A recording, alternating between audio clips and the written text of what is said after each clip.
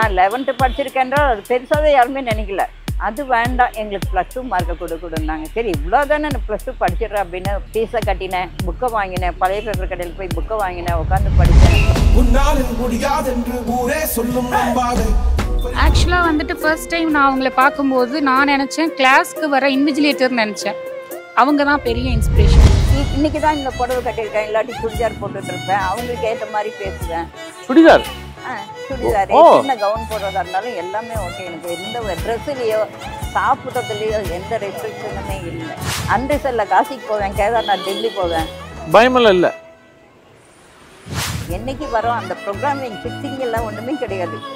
ஏதோ கொஞ்சம் போனால் 1000 ரூபா 2000 ரூபா எடுத்துட்டு ரயில்வே ஸ்டேஷனில் போய் டிக்கெட் எடுத்துட்டு அப்படியே போகும். நான் காலேஜுக்கு போய் வாசலில் நின்று என்ன படிக்கணும், என்ன மார்க் இருக்கணும், ஃபீஸு எல்லாமே 4 பேரும் கேட்டுட்டு தான் பண்ணோம். ஏன்னா அவங்க 95 மார்க் வேணும்னு கேட்டாங்க. நான் எங்ககிட்ட யாருக்கிட்டையுமே அது இல்லை.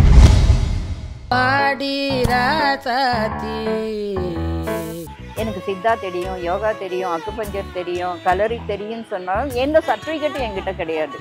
ஸோ நீங்கள் டே ஸ்காலராக உங்களுக்கு சான்ஸ் கிடைச்சாலும் போயிருவீங்க? கண்டிப்பாக கண்டிப்பாக பண்ணுவேன்.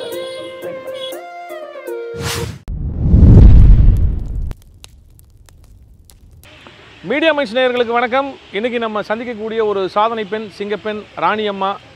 இன்றைக்கி வந்து +2ல் வந்து அவங்க 70 வயதில் ஒரு சாதனை பண்ணியிருக்காங்க. அவங்கள தான் சந்திக்க போகிறோம். அம்மா வணக்கம். வணக்கம் வணக்கம். இன்றைக்கி உலகமே உங்களை கொண்டாடிட்டு இருக்கு. மீடியா மைன்ஸ் சார்பாக முதல்ல வந்து உங்களுக்கு ஒரு வாழ்த்துக்கள். நன்றி. எப்படி வந்து இந்த 70 வயசில் இந்த ஒரு சாதனை பண்ணணும் அப்படின்னு சொல்லி உங்களுக்கு வந்து தோணுச்சு? வீட்டில் தனியாக உட்காந்து யோசித்தேன். அதாவது என்னோட கடமைகள்லாம் வெற்றிகரமாக முடிச்சிட்டேன் அப்படின்றது. கண்டிப்பாக அதில் ரொம்ப பெரிய சந்தோஷம் எனக்கு. எல்லாத்தையும் முடிச்சிட்டோம், அடுத்து இன்னும் நமக்காக வாழலாமே அப்படின்றது. நமக்காக வாழலாம்னா என்ன பண்ணலாம் அப்படின்னு யோசிக்கும்போது படிப்பை பழையபடி கண்டினியூ பண்ணலன்னு நினச்சேன். சரி படிப்பை கண்டினியூ பண்ணலான்னு நான் நிறைய இடங்களுக்கு போய் தேடி போகும்போது +2 மார்க்கை கேட்டாங்க. ரொம்ப இதாக வந்து எங்கே போனாலுமே நான் 11th படிச்சிருக்கேன்றா அது பெருசாகவே யாருமே நினைக்கல. அது வேண்டாம், எங்களுக்கு +2 மார்க்கை கொடுன்னாங்க. சரி இவ்வளோ தானே நான் +2 படிச்சிடுறேன் அப்படின்னு +1 போய் ஃபீஸை கட்டினேன், புக்கை வாங்கினேன், பழைய பேப்பர் கடையில் போய் புக்கை வாங்கினேன், உட்காந்து படித்தேன், +1 பாஸ் பண்ணினேன். அதுக்கப்புறம் அதே மாதிரி பழைய பேப்பர் கடையில் புக்கை வாங்கி +2 புக்கை வாங்கி உட்காந்து கொஞ்சம் நேரம் படித்தேன், கொஞ்சம் நேரம் எழுதினேன், கொஞ்சம் நேரம் யூடியூப்பில் உட்காந்து பார்த்தேன். திரும்ப அதாவது என்னன்னு சொன்னீங்கன்னா, எனக்கு இஷ்டப்பட்டு படித்ததுனால எனக்கு அது ரொம்ப ஈஸியான ஒரு இதாக இருந்தது. முயற்சி, பயிற்சி, தொடர்ச்சின்னு சொல்லுவாங்க. தொடர்ந்து ஒரே விஷயத்தை பண்ணினேன், பயிற்சி பண்ணினேன், தொடர்ச்சியாக பண்ணினேன். எனக்கு நல்ல ரிசல்ட் வந்தது, சந்தோஷம். எனக்கு படிக்கணும்னு தோணுச்சு, சந்தர்ப்பம் கிடைச்சது, படிக்கலாம். எனக்கு யோகாவில் டிகிரி வாங்கணுன்றது ரொம்ப பெரிய ட்ரீம் இருக்குது. சரி பண்ணலாமே. யோகா எனக்கு தெரியும்னு சொன்னாலும் எனக்கு சித்தா தெரியும், யோகா தெரியும், அக்குபஞ்சர் தெரியும், கலரி தெரியும்னு சொன்னாலும் எந்த சர்டிஃபிகேட்டும் என்கிட்ட கிடையாது. எனக்கு தெரியும்னு சொல்கிறதுக்கு. சரி இதையே வந்து நம்ம இந்த +2 முடிச்சிட்டோன்னா எல்லாத்தையும் சர்டிஃபிகேட் கோர்ஸாக மாற்றிக்கலாம் அப்படின்னு, டிகிரியாக மாற்றிக்கணும். அதனால் என்ன பிரயோஜனம்னா நான் யோசிக்கவே இல்லை. இப்போ வீட்டில் உட்காந்துருக்கோம், தேவையே இல்லாத டிவியை பார்த்துட்டு நியூஸ் பேப்பர் படித்து நமக்கு எந்த யூஸும் இல்லை. அதே இது ஏதோ ஒரு புக்கை படிக்கிறோம், நமக்கு தேவையான உடற்கல்வியோ இல்லை யோகாவோ ஏதோ பண்ணும்போது நம்ம உடம்பு மனசும் சந்தோஷமாக இருக்கும், நம்மளை சுற்றி இருக்கிறவங்களுக்கும் இன்ஸ்பிரேஷனாகவும் இருக்க முடியும். அதனால நான் படிக்க ஆரம்பிச்சேன். குறிப்பாக தமிழில் 89 மதிப்பெண்கள் வாங்கியிருக்கீங்க. ஆமாம், எனக்கு தமிழ் ரொம்ப பிடிச்சிருந்தது. இந்த வருஷமும் போன வருஷம் தமிழ் புக்குமே எனக்கு ரொம்ப பிடிச்சிருந்தது. சப்ஜெக்டு இறையன்போட பாடம் இருந்தது, சிவாஜி கணேசனோட நடிப்பு பற்றி ஒன்று இருந்தது, அதுக்கப்புறம் வள்ளலாரோட பாட்டு இருந்தது, ஔவையார் பாட்டு இருந்தது, திருக்குறள் இருந்தது. சந்தோஷம். தமிழக அரசுக்கிட்ட நீங்கள் என்ன எதிர்பார்க்குறீங்க? எனக்கு மேலே படிக்கிறதுக்கு எந்த சந்தர்ப்பம் கொடுத்தாலும் நானும் படிப்பேன் அப்படின்னு தான் இருக்கேன். கண்டிப்பாக வேணும், எனக்கு ஒரு சப்போர்ட் இருந்தால் இன்னும் நல்லா பண்ண முடியும். ஏன்னா நான் எங்கேயாவது இப்போ சீட்டு கேட்க போகிறேன்னா 70 வயசாகிடுச்சு, நீங்கள் ஏன் வரீங்க, எதுக்கு அப்படின்னு கேட்பாங்க. நான் கவர்மெண்ட் சப்போர்ட் பண்ணிச்சு, நான் எந்த காலேஜில் வேணாலும் அவங்க எனக்கு என்ன வாங்கி கொடுக்க முடியும், படிக்க வைக்க முடியும், ஃபீஸ் அவங்களே பார்த்துக்க முடியும். அப்போ எனக்கு என்ன பேர்டன், நான் யாருக்கிட்டையும் என்னை பொறுத்த வரைக்கும் யாருக்கிட்டையும் எதையும் கவர்மெண்ட்டில் எதிர்பார்க்கலாம், சுற்றி என் பொண்ணு பையன் அவங்ககிட்ட கூட எதிர்பார்க்கக்கூடாதுன்னு நினைக்கிறோம். ஸோ நீங்கள் டே ஸ்காலராக உங்களுக்கு சான்ஸ் கிடைச்சாலும் போயிருவீங்க? கண்டிப்பாக பண்ணுவேன், போயிட்டு வரேன். பரவாயில்ல, இந்த அளவுக்கு நல்ல ஒரு ஸ்போர்ட்டிவாக இருக்கீங்க நல்லா. சரி ஓகே, இந்த சூழ்நிலை எப்படி இருந்துச்சு? அதாவது உங்களுக்கு வயசு 70, இந்த +2 படிக்கக்கூடிய அந்த பசங்களுக்கும் பொண்ணுங்களுக்கும் ஒரு 17 வயசு 18 வயசு, இந்த தலைமுறை இடைவெளி அப்படிங்கிறது எப்படி இருந்துச்சு 2 பேருக்கும்? இன்னைக்கு தான் இந்த புடவை கட்டியிருக்கேன், இல்லாட்டி சுடிதார் போட்டுட்டு இருப்பேன், அவங்களுக்கு ஏற்ற மாதிரி பேசுவேன். சுடிதார் சுடிதார் சின்ன கவுன் போடுறதா இருந்தாலும் எல்லாமே ஓகே. எனக்கு எந்த ட்ரெஸ்ஸுலேயோ சாப்பிட்றதுலையோ எந்த ரெஸ்ட்ரிக்ஷனுமே இல்லை. இதையெல்லாம் தாண்டி உங்கள் ஊரில் பொதுமக்கள் இவங்களை எப்படி சப்போர்ட் பண்ணாங்க?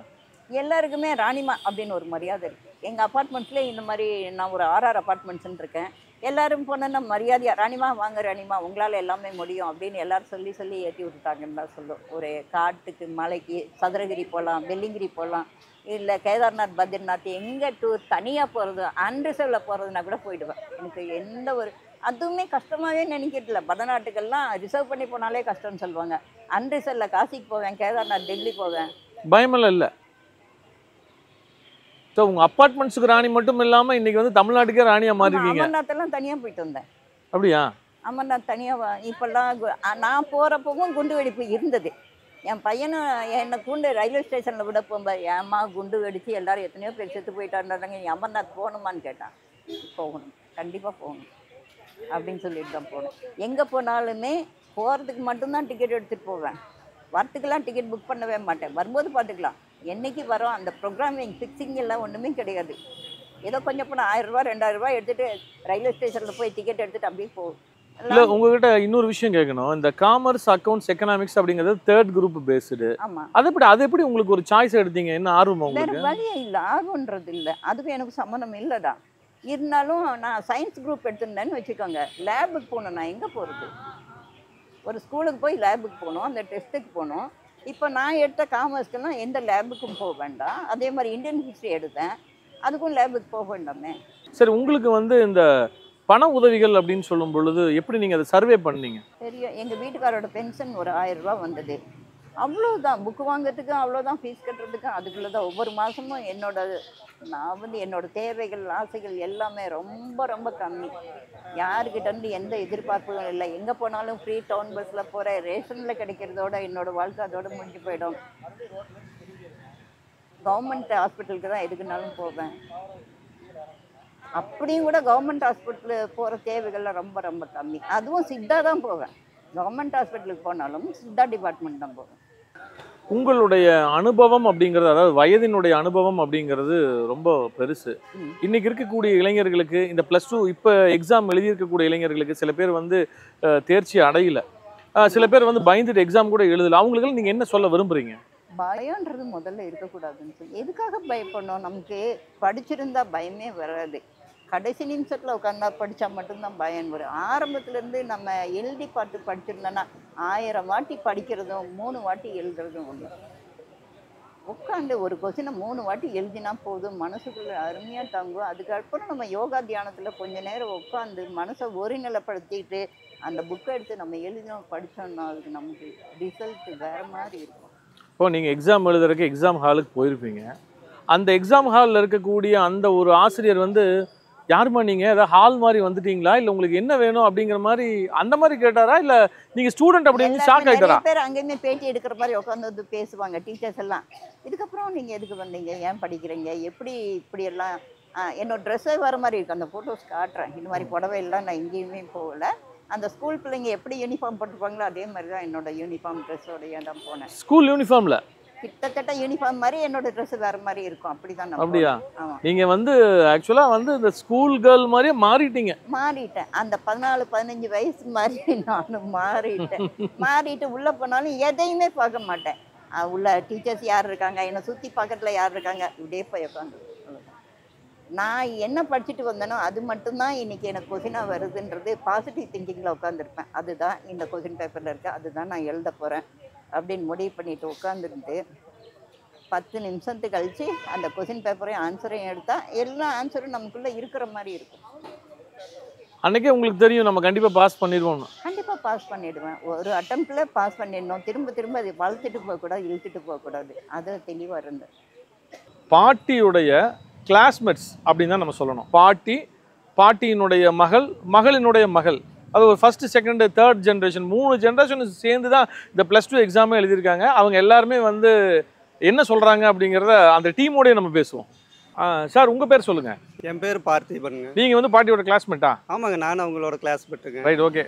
உங்களுக்கு வயசு எவ்வளோ ஆச்சு? எனக்கு 45 ஆக போகுதுங்க. Right, okay. பாட்டி உங்களுக்கு என்ன சொல்லி கொடுத்தாங்க? அவங்க எங்களுக்கு பார்த்தீங்கன்னாங்க தன்னம்பிக்கை விதைச்சாங்க. அவங்களுடைய மோட்டிவேஷன் தான் எங்களுக்கு ரொம்ப எழுதுறதுக்கு ரொம்ப உதவியாக இருந்துச்சு. அப்பப்போ பரீட்சை எழுதும் பொழுது அவங்களுக்கு சில தகவல்களெல்லாம் எங்களுக்கு நிறைய கொடுப்பாங்க. 1 மார்க் இதெல்லாம் சொல்லி தருவாங்க. அவங்கள பார்த்து தான் நாங்கள்லாம் ரொம்ப இம்ப்ரெஸ் ஆகி இன்னும் படிக்கணும் எழுதணுங்கிறது பூராமே அவங்ககிட்ட இருந்து தான் கற்றுக்கிட்டேங்க. ஆக்சுவலாக வந்துட்டு ஃபர்ஸ்ட் டைம் நான் அவங்கள பார்க்கும்போது நான் நினச்சேன் கிளாஸ்க்கு வர இன்விஜிலேட்டர்னு நினச்சேன்.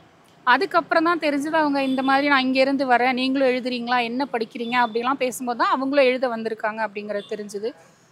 அப்போ வந்து நான் யோசிப்பேன், நம்ம இவ்வளோ பெரிய விஷயம் பண்ணுறோம், இவ்வளோ வேலைக்கு மத்தியில் படித்து எழுதுறது பெரிய விஷயம் நான் நினச்சேன். பட் அவங்கள பார்த்ததுக்கப்புறம் நம்மலாம் ஒன்றுமே இல்லை, இப்போ அவங்க எழுத வந்திருக்காங்க அப்படிங்கிறது எங்கள் குரூப்பில் அவங்க தான் பெரிய இன்ஸ்பிரேஷன். நாங்களாம் சும்மா படிக்கிறதோட சரி, பட் அவங்க வந்து ஒவ்வொன்றையுமே நோட்ஸ் எடுத்து வச்சு எப்படி நோட்ஸ் எடுத்து வச்சா நமக்கு ஈஸியாக பதியும் அப்படிங்கிற மாதிரி அவங்க பண்ணிட்டு இருக்காங்க. இப்போ உங்களுக்கு பக்கத்தில் இருக்கிறவங்க இவங்க வந்து சொல்லுங்க. அவங்க என்னோட டாட்டர் அனன்யா, மணிகாரம்பாளையம் கார்பரேஷன் ஸ்கூலில் தான் படிச்சுட்டு இருக்காங்க. இப்போ 12th முடிச்சிட்டாங்க, 548 மார்க்ஸ் ஸ்கோர் பண்ணியிருக்காங்க. எழுதியிருக்கீங்க, நீங்களும் பாஸ் பண்ணிட்டீங்க, நல்ல மார்க்கோட ஸ்கோர் பண்ணியிருக்கீங்க. பாட்டி உங்களுக்கு ஏதாவது டிப்ஸ் கொடுத்தாங்களா? அப்பப்போ சொல்லி கொடுப்பாங்க, இந்த மாதிரி படிக்கலாம் அந்த மாதிரி படிக்கலாம் அப்படின்னு சொல்லி. அம்மா சொன்னாங்க இந்த மாதிரி பாட்டி எங்கள் கூட எக்ஸாம் எழுத வர்றாங்க அப்படின்னு. எனக்கு ரொம்ப சந்தோஷமாக இருந்துச்சு. சரி நம்ம பாட்டிலாம் இப்படி பண்ணலையே, இந்த பாட்டி பண்ணுறாங்க அப்படின்னு ரொம்ப பிடிச்சிருந்துச்சு. ஃபர்ஸ்ட் செகண்ட் தேர்ட் 3 ஜென்ரேஷன் எப்படி ஃபீல் பண்ணுறீங்க? ஆக்சுவலாக சொல்லணுன்னா ஒரு பக்கம் வந்து ஐயோ இப்போ போய் நம்ம எழுதுகிறோமே அப்படிங்கிற மாதிரியெல்லாம் இருந்தது. பட் அவங்க வந்து அம்மா இருந்திருந்தால் அந்த ஸ்டேஜில் எப்படி நமக்கு வந்து சொல்லியிருப்பாங்களோ அந்த மாதிரி இந்த மாதிரி படிக்கணும் அந்த மாதிரிலாம் சொல்லும்போது எனக்கு சரி ஓகே நம்ம கைட் பண்ண ஆள் இல்லைன்னு ஃபீல் பண்ண தேவையில்லை, அந்த ஸ்டேஜில் அவங்க இருக்காங்க அப்படிங்கிற மாதிரி இருந்தது. நான் வீட்டில் வந்து சொல்லுவேன், ஒரு அம்மா கிடச்சிருக்காங்க எனக்கு, அந்த மாதிரி ஏஜில் இருக்கிறவங்க தான் எழுதுகிறாங்க அப்படின்னு. ஸோ எங்களை பொறுத்த வரைக்கும் நிஜமான அம்மா பொண்ணு அந்த மாதிரி ஒரு பாண்டிங்கில் தான் நாங்கள் அந்த எக்ஸாம் எழுத போனோம். அந்த லாஸ்ட் 2 இயர்ஸுமே அப்படி தான் பழகியிருக்கோம். பாட்டி இப்போ வந்து உங்களுடைய மகள், அதாவது உங்களோட பேட்ச்மெண்ட் இவங்க வந்து லா படிக்கணுங்கிறாங்க, இன்னும் உங்கள் கூட இருக்கிறவங்க எல்லாம் காலேஜ் போகணும் அப்படிங்கிறாங்க. உங்களுக்கு இந்த மாதிரி ஏதாவது ப்ரொஃபஷனல் கோர்ஸில் ஜாயின் பண்ணணும்னு ஏதாவது ஒரு ஆசை இருக்கா? நானும் போயிருந்தேன். நாங்கள் எல்லாருமே 4 பேருமே காலேஜுக்கு போனோம். அப்படியா? நான் காலேஜுக்கு போய் வாசலில் நின்று என்ன படிக்கணும், என்ன மார்க் இருக்கணும், ஃபீஸு எல்லாமே 4 பேரும் கேட்டுட்டு தான் பண்ணோம். ஏன்னா அவங்க 95 மார்க் வேணும்னு கேட்டாங்க. நான் எங்ககிட்ட யாருக்கிட்டையுமே அது இல்லை. ஒருவேளை கவர்மெண்ட்லேருந்து இந்த மார்க் ஒன்றும் வேண்டாம், நீங்கள் இப்படியே வந்து காலேஜில் ஜாயின் பண்ணிக்கலாம்னு சொன்னாங்கன்னா போய் ஜாயின் பண்ணிக்குவோம். கண்டிப்பாக லா காலேஜில் சேர்ந்துருவோம். ஆனால் 95 மார்க்குன்றது கொஞ்சம் யோசிக்கணும். ஆனால் எல்லாருமே 95 மார்க்கில் தான் உள்ளே போயிருக்காங்க. அப்போ உங்களுக்கு வந்து ப்ரொஃபஷனலாக லா காலேஜில் இடம் கிடைச்சா போயிடுவீங்க? போயிடுவேன். இந்த யோகாலாம் இன்னொரு சைடும் பண்ணிப்பேன். எத்தனை வருஷம் படிக்கிறதா இருந்தாலும் படிப்பேன். யாராவது சப்போர்ட் பண்ணுறாங்கன்னா கண்டிப்பாக போயிடுவேன். ஒரு அழகான ஒரு அற்புதமான ஒரு நிகழ்வு. இன்னைக்கு கோவையை சேர்ந்த ஒரு சிங்கப்பெண் ராணியம்மா 70 வயதிலும் வந்து இந்த ஒரு சாதனையை பண்ணியிருக்காங்க. இது வந்து கோவைக்கு மட்டும் இல்லை, ஒரு தமிழ்நாட்டுக்குமே கிடைத்த ஒரு பெருமை. இதில் என்ன ஒரு சிறப்பு அப்படின்னு சொன்னால், என்னை வந்து லா காலேஜில் படிக்க வச்சாலும் சரி, மெடிக்கல் காலேஜில் என்னை சேர்த்து விட்டாலும் நான் இந்த வயசுலையும் கண்டிப்பாக படிச்சிடுவேன் அப்படின்னு சொல்லி தன்னம்பிக்கையோடு இருக்காங்க. இவங்களுடைய படிப்பிற்கு தடையில்லை அப்படிங்கிறத மாதிரி இவங்களில் வந்து அம்மா, மகள், மகளுடைய மகள், பேத்தி, அதாவது இவங்கெல்லாம் ஒரே பேட்ச்மெண்ட் அப்படின்னு கூட சொல்லலாம். இந்த அளவுக்கு ஒரு சாதனை பண்ணியிருக்காங்க. இவங்களுடைய சாதனை மேலும் மேலும் நகர வேண்டும், தொடர வேண்டும், சாதனைகள் வந்து படைக்க வேண்டும். தன்னார்வலர்களும் சரி, சமூக ஆர்வலர்களும் அரசும் இணைந்து இவர்களுக்கு வாய்ப்பளித்தால் வெற்றி நிச்சயம்.